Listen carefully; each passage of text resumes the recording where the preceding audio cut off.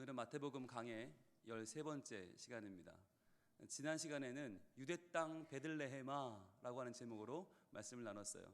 유대 땅 베들레헴아, 왜 하필이면 이스라엘의 그 많은 좋은 땅이 있는데, 좋은 명승지, 명당이 그렇게 많은데 왜 하필이면 에브라다, 왜 유대 땅 베들레헴이냐고 하는 것이에요. 예수님 태어난 장소가 왜 베들레헴이냐?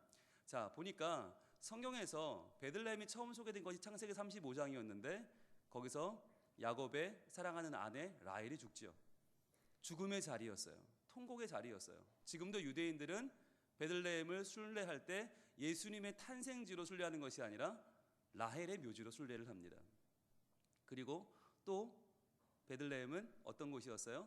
룻기 1장에서 나오미가 그 남편과 두 아들을 데리고 기근을 피해서 모압으로 이주를 했던, 도망을 쳤던 자리, 그리고 돌아왔을 때에는 남편도 죽고 두 아들도 죽고 며느리도 한 명은 잃고 룻이라고 하는 모압 여인 한 명만 데리고 돌아와서 나를 더 이상 나오미 기쁨이라고 하지 마라, 나는 이제 말하다 쓴물이다 라고 고백할 정도의 아프고 눈물나고 기근과 궁핍의 자리가 베들레헴이었어요. 그런데 그 베들레헴이 어떻게 바뀌었습니까? 예수님의 탄생으로 베들레헴은 완전히 달라졌어요. 이제 누구도 베들레헴 그러면 죽음을 떠올리지 않아요. 누구도 아픔과 눈물과 기근을 떠올리지 않아요. 이제 베들레헴은 만천하에 미칠 큰 기쁨의 좋은 소식의 장소가 되었습니다. 그리고 베들레헴은 생명의 떡으로 오신 예수님으로 말미암아 이제는 진정한 떡집이 됐죠. 진짜 벳레헴이 됐어요.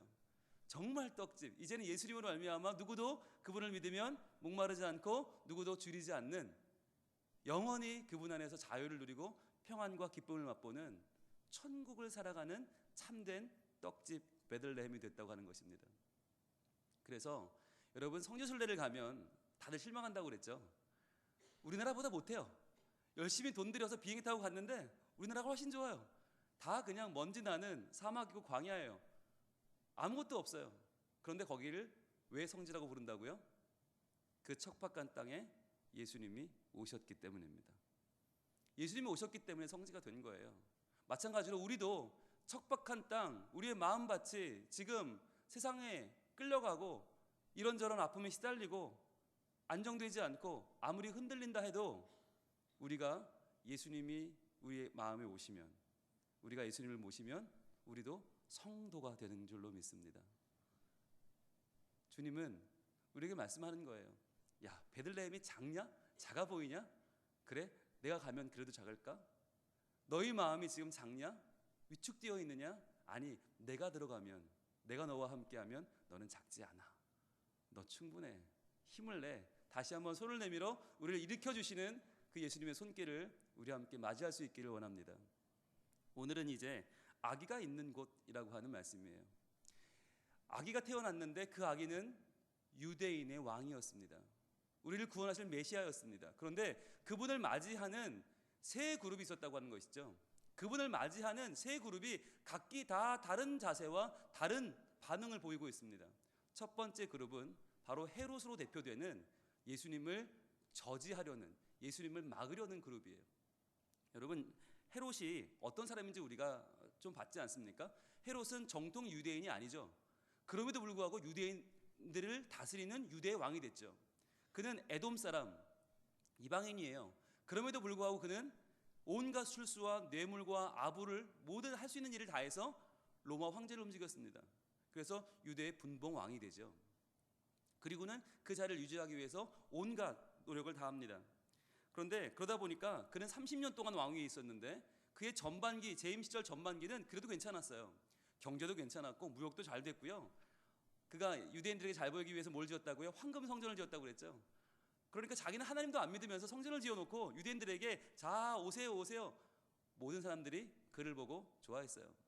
그런데 그렇게 보였지만 그러나 그의 속에는 하나도 진정성이 없었어요. 성전을 지었지만 하나님을 믿지 않았어요. 왕이었지만 백성을 사랑하지 않았어요. 모든 것은 그의 출세의 도구에 불과했고 그는 어떻게 하면 더 로마 황제에게 잘 보여서 어떻게 하면 더 넓은 땅을 차지할 수 있을까, 거기에만 혈안이 되었어요.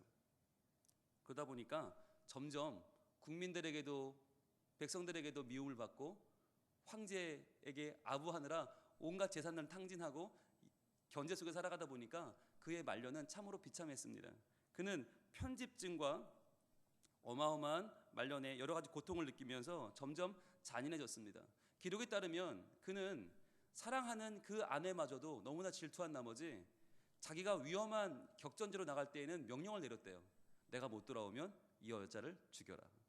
2번이나 그런 명령을 내리고 갔대요. 결국 그 아내를 죽입니다.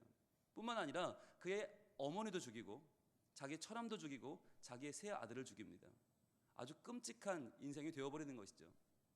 여러분, 아무리 많이 가져도 아무리 높이 올라가도 우리의 삶이 진짜가 아닐 때, 우리의 삶이 진정성이 없을 때, 우리가 욕심과 우리의 아집으로 뭉친 가짜 삶을 살아갈 때 우리 주변에는 아무도 남지 않습니다. 요즘 사람들은요, 누가 제일 각광을 받아요? 빨리 높이 올라간 사람이 각광을 받아요. 젊은 나이에 빨리 높이 올라간 사람, 최연소 CEO, 최연소 대학 교수, 대학 총장, 이런 사람들이 높임을 받아요. 근데 과연 그게 좋은 것일까요? 정말 내 안에 정말 차올라야 할 진정성이 차오르지 않은 다음에 우리가 높은 자리에 올라가는 것은 결코 성공이 아닙니다. 하나님은 우리에게 말씀하십니다. 너희가 나를 따라 걸으라고 하십니다. 한 걸음 한 걸음, 비록 늦더라도, 비록 돌아가는 길이라도 주의 말씀을 따라 걸어갈 때, 하나님의 언약이 우리 삶에 이루어질 때 그것이 진정한 성공인 줄로 믿습니다. 진정한 복은 예배의 회복이에요. 우리 권사님 기도해 주셨어요. 하나님을 가까이 하면 내게 복이라. 얼마나 좋아요. 그렇습니다. 하나님을 가까이 하는 것, 그러기 위해서는 조금 돌아가도 괜찮고요, 조금 느려도 괜찮아요. 나 혼자 걸어갈 땐 빨리 갈 것 같지만 아니요, 함께 걸어가는 그 길이 훨씬 빨라요. 훨씬 즐거워요. 훨씬 누리며 갈 수 있어요. 저는 오늘 이 시간에 여러분, 나 혼자 좋은 곳, 높임받는 곳, 존경받는 곳, 사랑받는 곳 가지 않고 함께 나와 성민 가족들과 함께 예배하는 이 자리가 진정한 예배의 회복의 자리요, 하나님을 가까이 하는 복의 자리인 줄 믿습니다.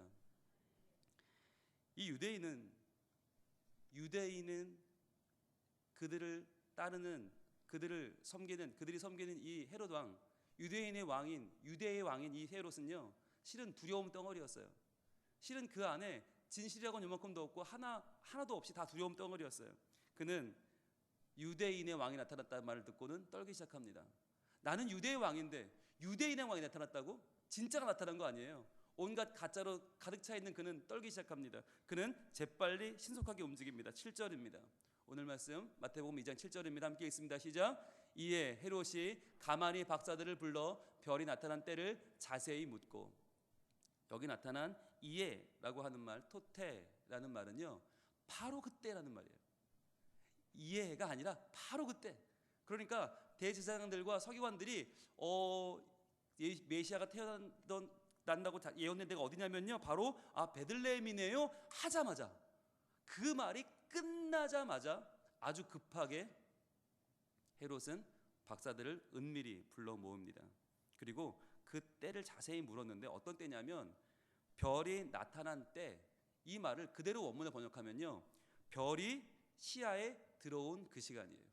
너희가 눈에서 그 별을 봤던 바로 그때가 언제냐?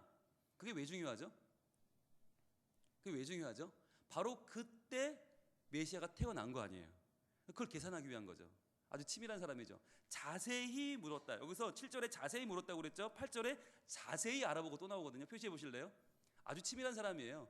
자세히 묻고 자세히 알아보고, 그리고 또 16절에 한 번 또 나와요. 중간에 자세히 알아본 그때를 기준하여.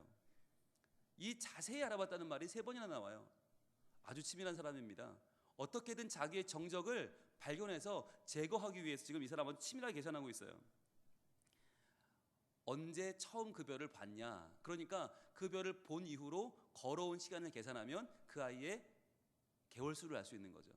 적어도 몇 년이 걸렸다면 그 아이의 나이를 알 수 있는 거죠. 정확하게 그 아이를 제거할 정보를 구하고 있는 거죠. 그러면서 8절입니다. 오늘 말씀 2장 8절. 베들레헴으로 보내며 이르되. 자, 보냅니다. 여러분, 보통 하수들은 여기서 안 보냅니다. 흥분합니다. 아니, 내가 왕인데 어디 또 왕이 있어? 그딴 소리를 집어쳐. 저것들을 감옥에 가둬라. 그럴 거예요. 그런데 확실히 헤롯은 고수예요. 보냅니다. 왜 보내죠? 보내서 찾게 하는 거죠. 찾아서 없애려는 거죠.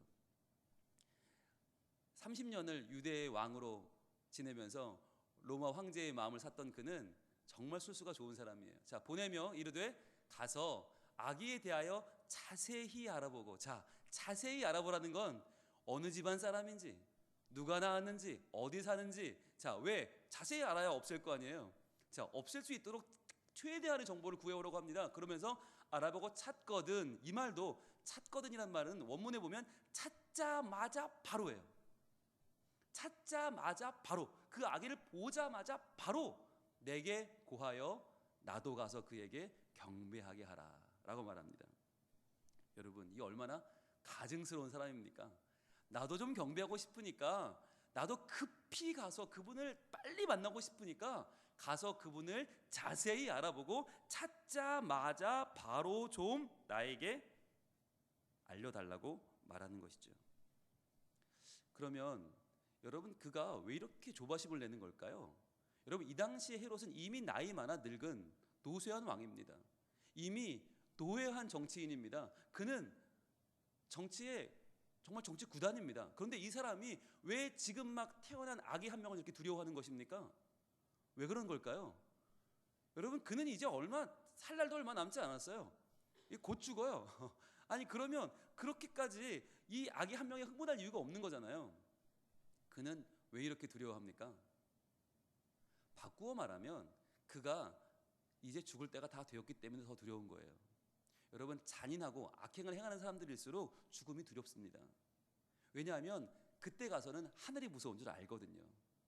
하나님을 무시하고 살았어요. 하나님이 어딨냐고 손가락질하며 살았어요. 그러면서 가짜로 성전도 지었어요. 가짜로 왕노릇도 했어요. 그러나 그 마음속에는 진짜가 하나도 없다고 했죠. 주변 모든 사람을 죽이고 수백 명씩 죽인 그는 결국 자기가 하나님 앞에 서는 그날이 두려웠던 거예요. 그래서 그 죽음이 두려운 나머지, 하나님의 심판이 두려운 나머지, 그는 어떻게든 자기의 생명을 연장시켜 보려고 그 작은 아이 하나도 내버려 둘 수가 없었던 거예요.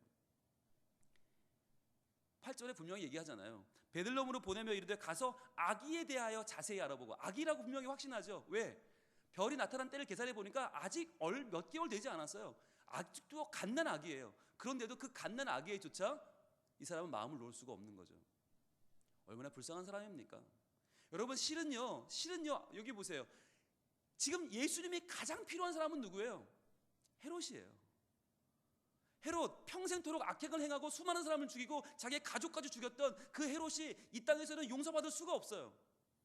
이 땅에서 그가 왕인데 누가 용서할 거예요? 아무에게도 용서받을 수 없이 죽어갈 수밖에 없는 이 사람을 용서할 수 있는 유일한 분이 예수님인데, 그의 모든 죄를 용서하고 그를 죄를 씻어서 하나님께로 인도할 분이 바로 예수님인데, 그는 그 예수님을 지금 죽이려고 하는 것입니다. 얼마나 슬픈 일입니까? 자기의 죄를 구원하고 자기의 죄를 씻고 유일하게 하나님께 그를 인도하러 이 땅에 오신 그 예수님을 그는 지금 죽이려고 마음먹고 있는 것입니다.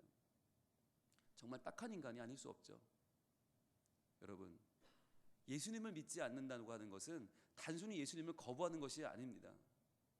나의 인생에 나아갈 바가 더 이상 없다고 고백하는 것입니다. 얼마나 불쌍합니까? 여러분, 우리가 주변에 예수님을 증거해야 되는 이유는 예수님이 참 사랑이시고 예수님이 참 평안이시고 예수님이 참 기쁨이심을 전해야 하는 이유는 우리 주변 아무리 악해 보여도, 아무리 멀쩡해 보여도, 아무리 예수님을 거부해도 바로 그 사람이 가장 예수님을 필요로 하는 바로 한 사람이기 때문입니다. 그 영혼이 바로 예수님을 만나야만 하는, 예수님이 아니면 해결할 수 없는, 예수님이 아니면 구원받을 수 없는 절박한 인생이기 때문입니다. 그러나 헤롯은 누구보다도 자신에게 필요했던 예수님을 알아보지 못하고 그를 죽이고자 했습니다. 두 번째 그룹은 본문 속에 아주 밑에 아주 가라앉아서 나타나고 있는 그룹인데요, 그들은 바로 대제사장과 서기관 그룹입니다. 오늘 7절에서 10절 사이에 그들은 나타나지 않습니다. 그러나 그들은 존재하죠. 어디 존재합니까? 바로 이 무대 뒤편에 존재합니다. 그들은 분명히 알았어요. 뭘 알았어요? 예수님이 탄생했다는 것을 알리는 별이 떴고, 그 별이 가르치는 장소가 어디예요? 베들레헴이라고 하는 것을 그들은 정확하게 알았어요. 그들은 말씀을 가지고 있었고 언약의 말씀을 가지고 있었고 분명히 하나님의 예언을 가지고 있었어요. 미가서 5장 말씀을 가지고 있었단 말이죠. 베들레헴 에브라다야, 너는 가장 작지 아니하도다. 그러나 그들은 정확하게 예수님이 태어날 그 장소까지 알려주고 나서도 그들은 어떻게 했어요? 그리로 달려가지 않았습니다. 왜일까요? 왜 그들은 예수님이 태어났다는 사실을 알고 태어난 장소까지 아는데 그리로 달려가지 않고 지금 헤롯의 비위를 맞추면서 그에게 떨어지는 떡고물을 먹고 있는 것입니까? 왜입니까? 이유는 단순합니다. 말씀을 못 믿는 거죠. 여러분, 이 사람들 참 불쌍한 사람들이에요. 말씀을 받았어요. 말씀이 있어요. 그러나 그 말씀을 믿지 않는 거죠. 에이, 설마 미가가 언제적 사람인데, 야, 미가가 그냥 어쩌다가 그냥 한마디 한 거지. 설마 베들레헴 그 촌구석에서 예수님이 태어나겠냐? 메시아가 태어나겠냐? 그들은 믿지 않았던 거죠. 베들레헴은 아닐 거야. 그래, 이번만은 아닐 거야. 그들은 설마 하나님이 말씀했다고 해서 다 이루어지겠어? 하나님이 언약을 줬다고 해서 그게 반드시 성취가 되겠어? 에이, 설마. 그들은 믿지 않았던 거죠. 여러분, 이 모습이 어디서 많이 본 모습 아닙니까? 한때는 말씀 공부를 열심히 했던 분들이죠. 말씀은 많이 알죠. 줄줄이 외죠. 그냥 말씀 시작하면 그거 말이죠. 나도 왕년에 다 배웠어요. 무슨 제자 훈련? 야, 무슨 훈련학교? 야, 이거 무슨 양육반? 뭐 제자대학? 저거 옛날에 끝냈어요. 다 해봤어요. 그런데 다 해봤는데 지금은 어때요? 딱딱하게 굳어 있어요. 그래서 남들이 뭐 좀 하려고 그러면 아이고, 나도 다 왕년에 열심히 해봤어. 근데 별거 없더라. 발목을 잡아요. 아니, 그럴 거면 열심히 하지나 말지. 열심히 다 해봤다고 그러면서 나 다 해봤다고 그러면서 절대 바뀌지 않는 그 단단함은 어디서 온 것입니까? 무슨 말씀을 들어도 꿈쩍하지 않고, 무슨 찬양을 불러도 감동되지 않고, 무슨 기도를 들어도 절대로 흔들리지 않는 그 굳건함은 어디서 온 것입니까? 여러분, 우리 안에는 그런 딱딱함이 너무 많아요. 나 저거 다 들어봤어. 나 그거 다 해봤어. 나 저거 애저녁에 다 끝내봤어. 그런데 별거 없더라. 나 그냥 또 이렇게 살고 있어. 이런 마음들이요.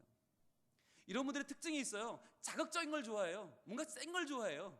그래서요, 웬만한 거는 성이 안 차요. 그래서 부흥회도 그냥 뭐 이렇게 말씀을 전하면 심심하고 졸리고, 무슨 말씀이 저래, 막 들고 뛰어야 되고요, 팡팡 뛰어야 되고요, 뛰어 내려가야 되고요. 왜 하십니까? 뭐 미십니까? 막 불 쏟아지고요, 쫙 하면 싹 넘어지고, 쫙 하면 싹 넘어지고, 막 금빛발 바뀌고 막 이래야 뭐 뭔가 일어나는 줄 알고요. 그냥 말씀 전하면 뭐 저래, 말씀 한두 번 들어. TV 틀면 다 말씀이고, 인터넷에 다 말씀이고, 라디오 다 말씀이고, 극동방송 어디 다 많은데 뭐하러 내가 여기서 말씀을 듣고 있나? 그 말씀에 빠져들질 못하는 거예요. 정말 뭔가 정말 엄청난 뭔가가 있어야지. 그 자극이 없으면 하나도 막 그 말씀에 빠져들지 못하는 분들이 있어요. 여러분, 과연 그런 모습이 과연 옳은 것입니까? 제가요, 중고등학교 시절에 그때 경배와 찬양이라고 하는 물결이 일어났어요. 그 당시 온누리교회, 서울의 온누리교회 하스테반이라고 하는 그 선교사님이 하영조 목사님 동생이거든요. 그분이 어마어마하게 정말 팀을 이끌고 찬양 경배 찬양 목요일마다 했어요.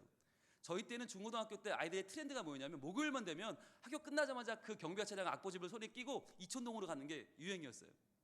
거기 가면요, 산더미 같은 교회에 정말 어마어마하게 많은 청소년들이 모여서 다들 그 찬양을 부르는 거예요. 경배와 찬양을 부르는데, 이 찬양들이요, 다 신식 찬양이에요. 소위 지금 막 번역된 따끈따끈한 찬양들, 아니면 지금 막 새로 만든 놀라운 찬양들. 이전의 찬양하고는 정말 다른, 음도 다르고 분위기도 다르고 멜로디 박자가 다 다른 거예요. 그러니까 막 너무 흥분이 되는 거예요. 거기서 찬양을 하면 천재가 울리는 것 같아요. 그 찬양을 한번 하고 나면 정말 온몸에 전율이 일어나고요, 하나님 날 만나는 것 같아요. 너무 막 흥분했어요. 매주 거길 빠짐없이 갔어요. 그런데 어느 날 그렇게 새로운 찬양, 자극적인 찬양, 정말 때려 부시는 그런 찬양으로 하던 제가 어느 날 갑자기 하나님을 만났어요. 그런데 그 찬양이 뭐였냐면요, 전혀 새롭지 않은 찬양이었어요. 전혀 놀랍지 않은 찬양, 전혀 아무것도 아닌, 가사가 너무 간단해요. 이와 같은 때엔 난 노래하네. 아니 이와 같은 때일이 뭐야? 뭐 특별한 때여야지, 그죠? 예, 하늘 문이 열리고 열방이 주께 돌아오고 주의 깃발은 휘날리고 뭐 악한 마귀는 밟히고 이런 게 아니라 이와 같은 때 난 노래하네. 뭐 가사가 이래. 근데 사랑을 노래하네 주님께. 이와 같은 때엔, 이와 같은 때엔, 이와 같은 때엔. 그런데 그 찬양을 부르다 갑자기 가슴이 콱 메어지면서 그 자리에 콱 주저앉았어요.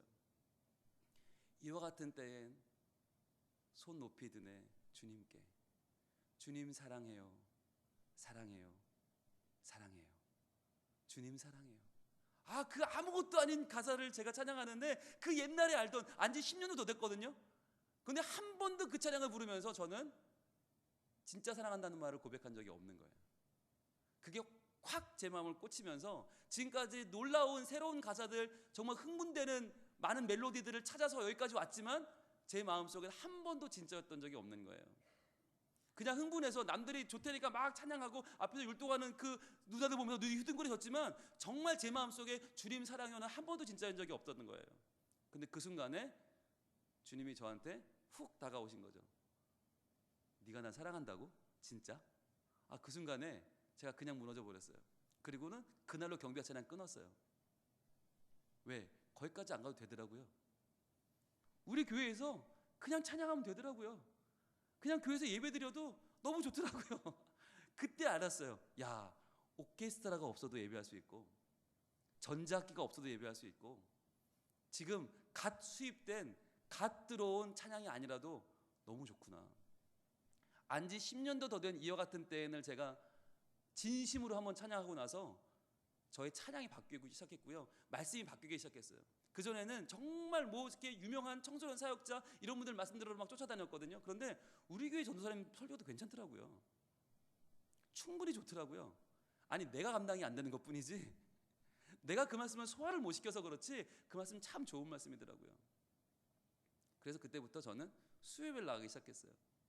수요예배 말씀은 더 못 알아듣죠. 담임 목사님 말씀이 얼마나 제가 그 꼬마 때 지루했겠어요. 그런데 그 말씀이 왠지 좋아요. 그때부터는 그 말씀을 제가 사모하며 나가기 시작했어요. 그래서 그 담임 목사님이 저를 유심히 보기 시작했어요. 웬 까까머리 중학생 하나가 뭐 보면 잘 알아듣는 것 같지도 않은데 매주 와가지고 열심히 듣거든요. 매주 열심히 듣거든요. 그래서 그분이 저한테 그런 말씀 하셨어요. 야, 너 목회를 해도 잘하겠다. 그래서 제가 무슨 소리를 하시는지 그리고 이따가 제가 고3 때 여차저차한 과정을 거쳐서 그분에게 추천서를 받으러 갑니다. 목사님 저 장신대 가려고 그러는데 추천서 좀 써주세요. 그분이 그러시더라고요. 난 네가 올 줄 알았다. 난 네가 나한테 올 줄 알았다. 그리고는 추천서를 써주셨어요. 그리고는 장신대에 갔고 신대원을 갖고 목사가 돼서 제가 지난달 위임식 하는 날 그분이 우리 교회 오셨잖아요. 제가 매주 수요예배를 듣고 매주 찾아가 말씀을 듣던 그분이 오셨어요. 여러분 그분 설교 들어보셨어요? 자극적인 게 하나도 없어요. 도대체 MSG가 없어요. 도대체 아멘 할 때가 한 군데도 없어. 대체 어디서 아멘을 해야 되지? 굉장히 갈등을 느껴요. 그런데 그 말씀을 제가 중고등학교 내내 매주 그 말씀을 먹으면서 자랐어요. 그런데 그 말씀이 지금 제 안에 다 살아있어요. 가끔 놀래요. 설교를 하다가 이거 우리 목사님 해주신 얘기인데, 가끔 기도를 하다가 이 표현은 우리 목사님 건데, 가끔 놀래요. 자극적인 게 중요한 게 아니에요. 매주 먹는 말씀이 중요해요. 늘 먹는 말씀이 중요해요. 여러분 성민 가족이란 말이 왜 중요합니까? 가족은 한솥밥을 먹어요. 밖에서 먹는 밥은 한두 번이지 기본적으로는 우리 집 밥을 먹어야 돼요. 아침 먹고 점심 먹고 저녁 먹고 배고프면 뭐 징징대면 또 주고, 그죠? 엄마는 또 주잖아요. 야식도 해주잖아요. 모자라면 또 주고. 그러다가 한번 치킨도 시켜주지만 가능하면 집에 있는 걸 먹이잖아요. 여러분 왜 우리가 하나님 사랑을 그렇게 진하게 느껴요? 그게 맛이 튀어서가 아니에요. 여러분 밥이 맛있어서 먹어요? 밥에 무슨 특별한 맛이 있어요?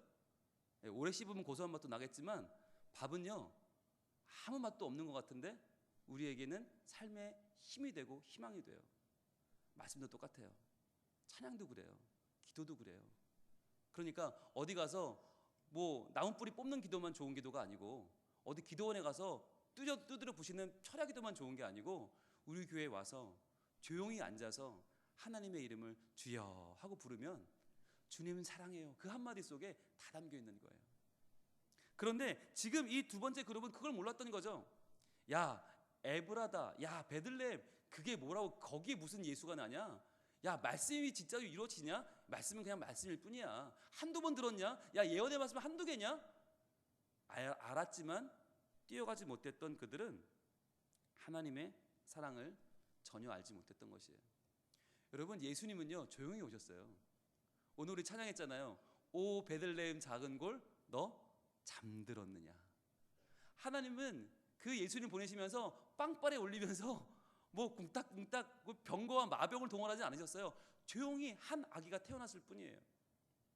그런데 그 아기가 모든 걸 바꿔놨어요. 사람들이 잠자는 동안에 별들만 높이 빛나니 잠잠히 있는 그 시간에 예수님이 오셨다고 하는 거죠. 오늘 본문에 나타난 세 번째 그룹이 있습니다. 바로 그 예수님을 따라갔던 사람들이죠. 그 예수님을 만나기 위해서 전심을 다했던 사람들이죠. 그리고는 그를 만났던 사람들, 바로 9절입니다. 9절 말씀 같이 읽습니다. 시작. 박사들이 왕의 말을 듣고 갈새 동방에서 보던 그 별이 문득 앞서 인도하여 가다가 아기 있는 곳 위에 머물러 서 있는지라. 자, 왕의 말을 듣고 갔다 그랬죠. 그런데 우리말 성경에는 생략되어 있는 한 가지 중요한 표현이 있어요. 그게 바로 보라라고 하는 표현이에요. 보라. 원문으로는 이두가 뭐냐면 그런데 보라예요. 이게 어디 들어가냐면 박사들이 왕의 말을 듣고 갈새 그 다음에 있어요. 그러니까 원문대로 읽으면 박사들이 왕의 말을 듣고 출발했다. 그런데 보라, 동방에서 우리가 알아봤던 그 별이 우리를 그 아기가 있는 곳까지 인도해 가더라는 거예요. 사라진 줄 알았던 그 별이 나타난 거죠. 그 별은 사라지지 않았었어요. 우리가 헷갈린 거지. 박사들이 헷갈린 거죠. 그 별은 그대로 있었는데 박사들이 그걸 잘못 보고 왕궁으로 들어왔죠. 그런데 그 별은 여전히 우리 앞에서 빛나고 있더라는 것이죠. 여러분, 이 별에 대해서 수많은 과학자들이 연구를 하고 발표를 하지만 정말 중요한 게 뭐냐면 이게 뭐 목성과 토성이 합쳐지고 뭐 화성이 거기 끼어들고 헬리에성이고 초신성이고 많은 이론이 있지만 정말 중요한 게 뭐냐면 하나님이 별을 움직이셨다는 거예요. 하나님이 천체를 움직였다. 왜? 아기 예수님의 탄생을 알리기 위해서. 하나님은 지금도 살아계시다. 그리고 우리에게 오신 그 아기 예수님은 진실로 오셨다고 하는 거예요. 그 당시에 왕위를 차지하고 있던 그 헤롯은 왕이었지만 가짜였어요. 그런데 예수님은 아기였지만 진짜였어요. 세상을 바꾸는 건 항상 진짜예요. 진짜가 아니면 아무리 위대해 보여도 아무리 대단해 보여도 아무 힘도 없어요. 그건 허수아비예요. 그건 가짜예요. 교회 오래 다니는 게 중요한 게 아니고 직분이 중요한 게 아니고 정말 오늘 내가 믿는 예수님은 진짜인가요? 나는 진짜 예수를 믿고 있느냐? 아니면 내가 교회 와서 사람들이 날 알아주고 내가 뭔가 인정을 받고 내가 높임받고 내가 뭔가 되고자 하는 나의 가짜 마음이 나를 지배하고 있는가 하는 거예요. 똑같은 별이 떠도 누군가의 그 별은 따라갈 만한 지향점이 되고 누군가에게 그 별은 막아야 하는 징조가 되며 누군가에게는 주목할 가치가 없는 외면해 버릴 만한 것이 됩니다. 똑같이 하나님은 오늘 우리를 예배로 부르셨습니다. 우리 모두 주님의 인도를 따라 이 자리에 왔습니다. 그런데 어떤 이에게는 여기까지는 왔으나 우리의 마음은 열리지 않아요. 왜? 하나님 앞에 진짜로 나가지 않으니까. 사람들을 바라보니까 내 문제에 갇혀 있으니까 온전히 하나님 앞에 주님을 사랑한다 고백하며 나갈 마음이 없으니까 어떤 이들에게는 여기까지는 나왔으나 주의 말씀이 온전히 빠져들지 못해요. 왜냐하면 말씀에 대한 확신이 없으니까. 말씀은 주어졌으나 내게 말씀은 있으나 이것이 내게 이루어진다고 하는 하나님 말씀에 대한 확신이 없어요. 그러나 어떤 이들은 나를 이 자리에 보내신 분이 바로 하나님이심을 믿어요. 나를 이끌어 이 자리로 내 발걸음을 인도해 오신 분이 바로 예수 그리스도, 그분의 부르심이었다고 확신해요. 그리고는 말씀을 받아 그 말씀을 내 것으로 삼는 거예요. 그리고 그 말씀 가운데서 자유를 누리는 거예요. 참된 평안이 몰려오는 거예요. 그분을 온전히 내 삶에 모시고 살아가는 거예요. 여러분, 아기가 태어났다고 하는 것 얼마나 이것이 사실적인 일입니까? 여러분, 왜 하필 예수님은 아기로 오셨습니까? 그 약한 아기로 오셨습니까? 약하지만 가장 부드러운 손길로 주님은 우리를 만나주시는 거예요. 강한 정복자로 오신 것이 아니라 말발굽으로 우리를 짓밟으며 오신 게 아니라 한 아기로 오셨다고 하는 것은 얼마나 우리에게는 소망입니까? 가장 약한 모습으로 나신 그분이 가장 연약하고 부드러운 손길로 온 세계의 강한 자들을 무릎 꿇리십니다. 왜냐하면 예수님은 진짜니까. 여러분, 이 자리에 우리의 신앙이 셀 필요 없어요. 막 강철처럼 두껍고 강한 신앙? 아니요. 아기처럼 여리면 어때요? 아기처럼 부드러우면 어때요? 우리는 지는 거 싫어하잖아요. 그래서 부부끼리도 꼭 싸우면 이겨야 되잖아요. 그냥 이기는 게 아니라 이겨 먹어야 되잖아요. 그거 뭐 할 건데요? 여러분, 한 번이라도 이기고 평안해 본 적 있어요? 이거 남편이라면 해당되나요? 네, 아내들은 이겨도 평안하죠. 네, 남편들은 한 번도 이기고 평안해 본 적이 없어요. 전 경험상 그래요. 뭐 싸워본 지도 별로 없지만 한 번도 이기고 평안해 본 적이 없어요. 저야 평안하더라고요. 예수님이 왜 아기로 오셨을까? 왜 한 아기로 오셨을까? 그 한 아기는 비록 어린 아기였지만 생명이 있었어요. 그 생명을 세상에 내어주셨어요. 그리고 우린 그 생명을 만났어요. 요한일서 1장 1절에 요한은 바로 그 사건을 이렇게 기록을 하고 있습니다. 요한일서 1장 1절 한번 읽어볼까요? 시작. 태초부터 있는 생명의 말씀에 관하여는, 자, 이 태초부터 있는 생명의 말씀이 예수님이거든요. 근데 예수님이 우리가 들은 바요, 눈으로 본 바요, 자세히 보고 우리의 손으로 만진 바라 그랬어요. 이것은 사실이다. 이것은 진정이다. 아기 예수님이 오셨다는 거예요. 확실히 오셨다. 이것은 어떤 책이 펼쳐지면서 가르침이 선포된 것도 아니고 어떤 깃발이 휘날린 것도 아니다. 어떤 총과 칼이 우리를 향한 것도 아니었다. 분명히 우리가 듣고 보고 만질 수 있는 그 어린 생명이 우리에게 오셨다. 그런데 그때부터 우리는 바뀌기 시작했다. 그때부터 우리는 달라졌다. 그때부터 우리의 삶은 더 이상 두려워하고 도망치는 제자가 아니라 복음을 증거하고 그분의 이름으로 죽음도 불사할 수 있는 사도가 되었다. 그것이 예수님의 제자였던 요한의 고백입니다. 여러분, 아기가 있는 곳, 그것이 왜 중요합니까? 누군가에게는 정말 찾아가 죽이고 싶도록 부인하고 싶은 자리고, 누구에게는 쳐다보기 싫은 외면하고 싶은 자리지만, 누구에게는 삶이 변화되는 자리예요. 그 아기가 있는 곳이 우리의 삶의 진심이 만나는 자리고 우리 삶의 진짜 생명이 시작되는 자리예요. 비록 나는 지금까지 가짜 생명으로 살았을지라도, 가짜 믿음으로 살았을지라도 이제 지금이라도 늦지 않았어요. 그분을 만나면 돼요. 그분이 내 삶에 오시면 돼요. 어느 목사님이 신방을 갔습니다. 신방을 잘 마치고 갔는데 이 여자 집사님이 표정이 애매한 거예요. 퇴근하고 남자 집사님이 들어왔습니다. 여보, 목사님 다녀가셨다며? 잘 다녀가셨어? 그랬더니 아내가 네. 목사님 뭘 하셨어? 우리 집에 예수님이 살고 있냐고 그러시더라고요. 뭐? 아니, 우리가 예배 얼마나 잘 드리고 봉사도 하고 교사도 하고 우리가 얼마나 선교 많이 하는지 그 얘기했어? 얘기했는데요, 목사님은 그걸 물어본 게 아니고요, 예수님이 우리 집에 계시냐고 물어보시더라고요. 아니 우리가 얼마나 지금 3대째 예수 믿는 집안이고 지금 우리가 교회에서 직분이 뭐고 얼마나 지금 교회에 기여하는 바가 많은지, 우리가 얼마나 흠잡을 데 없는 사람인지 얘기했냐고. 아니, 예수님은 우리가 흠잡을 데 없는 사람이냐고 물어본 게 아니고요, 우리 집에 예수님이 계시냐고 물었다니까요.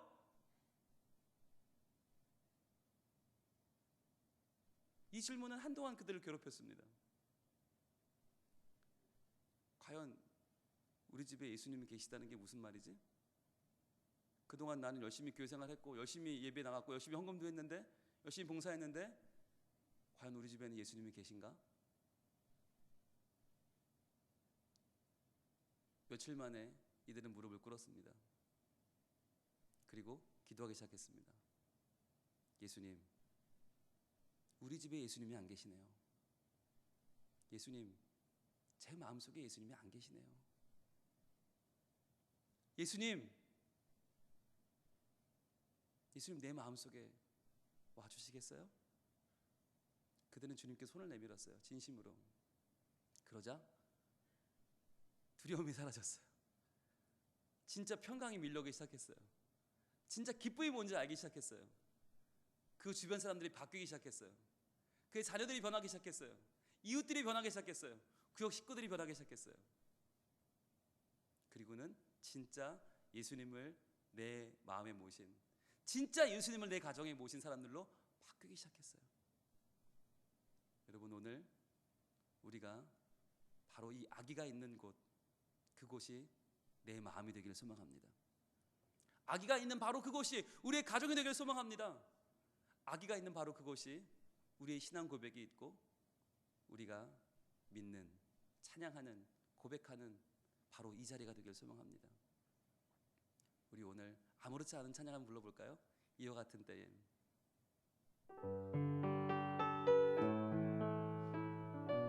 진짜 고백을 한번 드려보면 좋겠어요. 주님 사랑해요. 주님 사랑해요. 진짜로 사랑해요. 이와 같은 때에 난 노래하네. 사랑을 노래하네. 주님께 이와 같은 때에 손 높이 드네. 손 높이 드네. 주님께. 주님 사랑해요. 주님 사랑해요.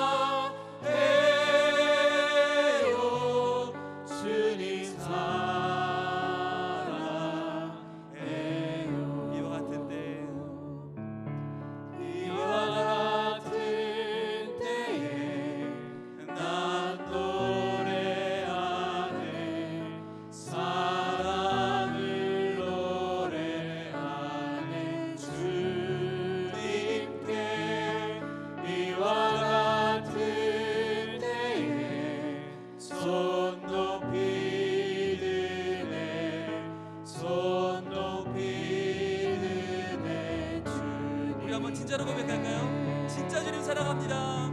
주님 사랑해요. 주님 사랑합니다. 사랑해요.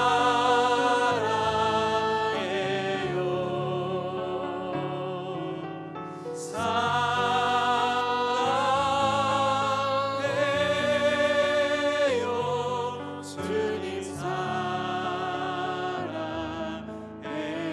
다른 누구도 아닌 우리 주님을 주님 사랑합니다. 주님 사랑해요.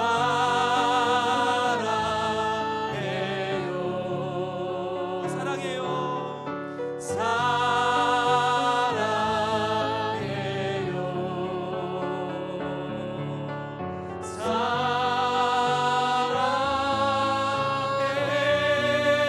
사랑해요. 주님 사랑해요. 이와 같은 때 찬양합니다. 이와 같은 때에 난 노래하네. 사랑을 노래하네. 주님께 이와 같은 손 한번 들어볼까요? 손 들고 찬양합니다. 손 높이 드네. 손 높이 드네. 주님께 기쁨 가운데, 평안 가운데 주님 사랑해. 무엇도 우리를 막을 수 없습니다. 주님 사랑해요.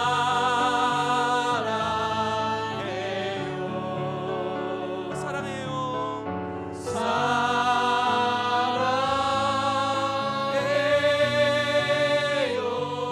주님 사랑해요. 다시 한번 사랑해요.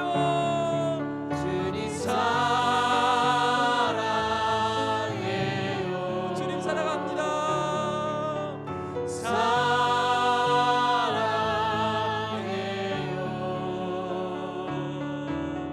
사랑해요.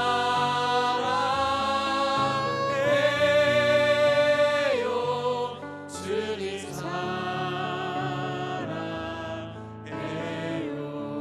이 시간 같이 기도할 때 주님은 우리 곁에 오고 싶어 하시는데, 지금 우리 속에 들어와서 참 그 사랑 나눠주고 싶어 하시는데, 우리가 주님을 거부하지 않았습니까? 바쁘다고 분주하다고 주님 나중에 좀 오시라고 주님을 외면하지 않았습니까? 주님 이 시간 주님 내 마음에 모시길 원합니다. 주님 내 마음속에 들어와 주시기 원합니다. 주님 사랑해요. 주님 사랑해요. 우리 있는 마음 그대로 내 모습 그대로 나아가 고백합시다. 주님 내 안에 와주시기 원합니다. 주님 나를 새롭게 해주세요. 내 안에 두려움이 가득 차 있어요. 주님 내 안에 가짜가 너무 많아요. 주님 진짜로 진짜 주님을 만나길 원합니다. 주님 사랑하길 원합니다. 주님 나를 만나주세요. 이 시간 주여 외치기도 합니다. 주여 아버지 하나님, 주님 내 안에 너무나 가짜가 많고, 주님 너무나 내 안에 허위가 많고, 주님 내 안에 너무나 꾸미는 것이 너무나 많이 보입니다. 주님 진짜 주님 내 마음에 모시기 원합니다. 주님은 진짜로 내 마음에 주님 모시기 원합니다. 주여 아기의 주님, 생명의 주님, 내 안에 참된 평안의 주님, 내 안에 참으로 기쁨의 주님, 주님 내 안에 와주시기를 원합니다. 주님 나를 만나주시기를 원합니다.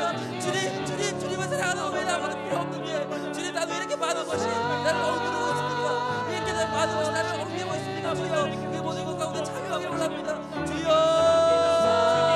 주님 나를 아무것도 아닌데, 주님 없이 아무것도 아닌데, 온통 가짜에 사로잡혀서, 온통 나이에 사로잡혀서, 온통 두려움에 사로잡혀서 아무것도 아닌 것도 너무 빠져 살고 있지 않습니까?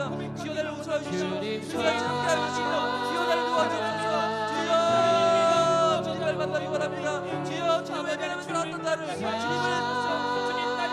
받아가면서 살았던 나를 주님 웃어해 주시고, 주님 내 안에 나와주시고, 주님 나를 만나주시고, 주여 내 안에 오기를 주님을 오늘 나를 모셔봐라. 내 마음이 주여 도와주옵소서. 주여 믿는 같이 약한 마음들, 주여 이 약한 마음, 실력한 마음, 부족한 마음, 메마른 마음, 불쌍한 마음 가운데 주여 오시옵소서. 주여 오셔서 사무날 다스려 주시고, 진짜로 주님을 사랑하고 진짜로 주님 모신 자가 되게 하셔서, 주님 다른 무엇도 아니라 우리 주님과 함께 동행하는 나의 기쁨이 이번에 놀라운 삶이 되게 하여 주옵소서. 주여 나를 도와주시고, 주여 오늘 주님 가운데 진짜로 살아있는 생명이 되게 하시고, 하나님 말을 듣는 참된 평안과 참된 기쁨과 생활하는 참된 삶이 되게 있도록 주여 도와주옵소서.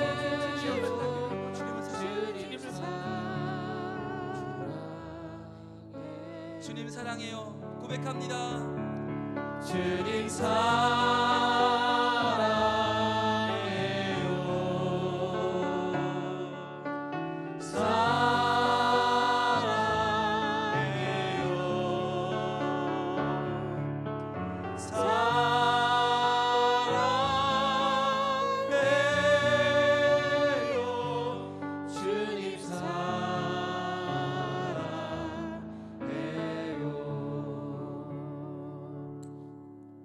슬픔의 땅, 죽음의 땅, 가난의 땅, 궁핍의 땅, 베들레헴도 마다하지 않으시고 그 작은 마을로 오셔서 친히 자신의 생명을 내어주신 예수님, 내 연약한 마음에도 찾아와 주시옵소서.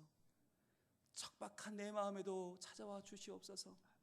그동안 무엇이 그리 바쁘다고, 무엇이 그리 분주하다고, 무엇이 그리 중요하다고 주님을 외면하고 주님을 배척하며 살았습니다. 이제 다시 한번 주님을 내 마음속에 모셔드립니다.